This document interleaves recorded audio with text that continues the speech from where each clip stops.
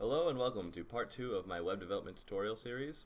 If you want to check out the last video, you can click the link on screen or in the description. We learned just some basic HTML, which we're going to be doing today, just learning a little bit more HTML. Before I get into any of that though, I want to clarify a few things that I kind of felt like I vaguely explained. The first one being how image tags close. Now, most tags you do an open and a closing tag, or you do something like you do here with BR, where you just close it inside of itself. Now the image tag, you don't have to do any of that. It closes automatically. There's no slash at the end, no image tag after that with a slash in front of it or anything like that. It just closes with your information inside. We'll go ahead and open up my web page here and show off what we got so far. So, as you can see, it's just a standard ugly HTML page. That's because HTML is nothing more than structure. Our image is right here, all of our other stuff, etc. But we don't need any of that today. We're going to move on to some new stuff. Go ahead and delete all of this. By the way, the background color is set up here. That's what's changing the color of it. Go ahead and refresh this page once you've deleted everything. And we'll start off by teaching underline. So, similar to bold and italicize, B and I, underline is just a U. And then inside of it, you type in your information. And refresh the page, and you see we have underlined text. Something else I can show you is that's pretty interesting is subscripts and superscripts. So create a paragraph tag here, and then we'll put 3 things of text in it. And then around these we can put our subscripts and superscripts. So superscript is sup, S-U-P, and then subscript is sub, S-U-B. So this is what a subscript and a superscript does. It puts the text for superscript about half the size of the text above it and shrinks it a little bit, and for subscripts it does the same thing but reversed. Next, I can teach you another way to change the size of fonts. We learned H1 through H6 last time, which is much more flexible than this, but I figured I'd teach it anyways. So I'll create another paragraph tag, and then inside this tag we'll put small. This will be small text. I'm going to copy this a few times.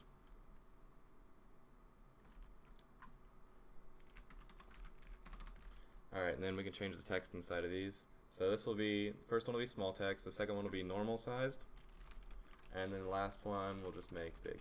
So how you change it to small is actually exactly like the name. You just change it to small.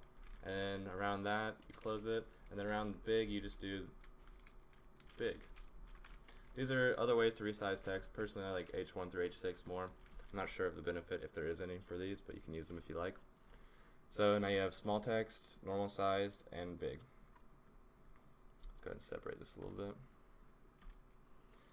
Something else that's interesting with HTML is lists. There's 2 types of lists. You can use unordered list and ordered list. So we'll start with an unordered list.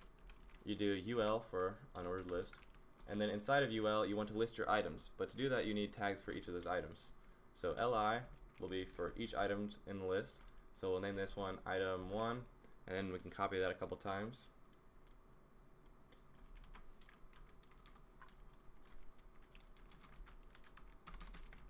And rename these to item 1, item 2, and item 3. Go ahead and save that and refresh the page. And we have our list of items, but simply listed by bullet points, so it's unordered. But if you want to order your list, you can go and copy this, repaste it. Oops. And change that UL to OL for ordered list.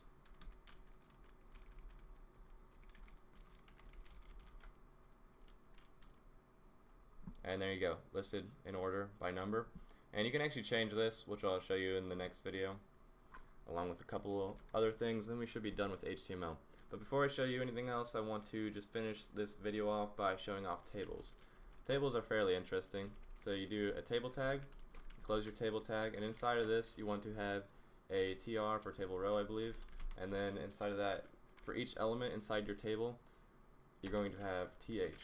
Now this should be like, let's say first one can be first name, and then I'll copy this a couple times and do like last name for the next one, and then for one after that we can do something like age.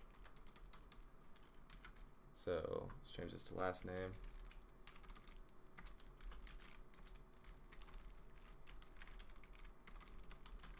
So this is our row of information that we're going to be listing stuff below it. So you have first name, last name, and then you have age. So now if you want to have, I believe actually TH stands for table header, by the way. If you want to have information below that, you want to put more information with the TR, don't copy the table, so another table row, and then for the data you do TD. So let's change all these to TD, and then we can change the information inside of it. So for first name we'll put like someone's name, like John or something like that, and then we can change last name as well. So first name, let's do John, like I said. Last name we can do Hunt, and age can be like, I don't know, 18, no, 17. Do that, and then you have information listed below. And then let's go ahead and do that one more time with someone else's information.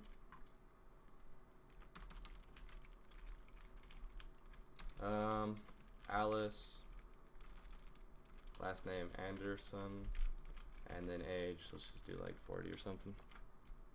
So there you go. You can see you're creating a basic table structure here. Now it's still ugly because it's just HTML, but in the next video, we'll finish up HTML. In the video after that, I'll start some CSS, and you can do things like put a border around this table, put a border between each of these pieces of information, and create a nice looking table that you'd see in like a graph or something like that, or a chart. Other than that, that should be it for this video. Thanks for watching. Subscribe, like, all that.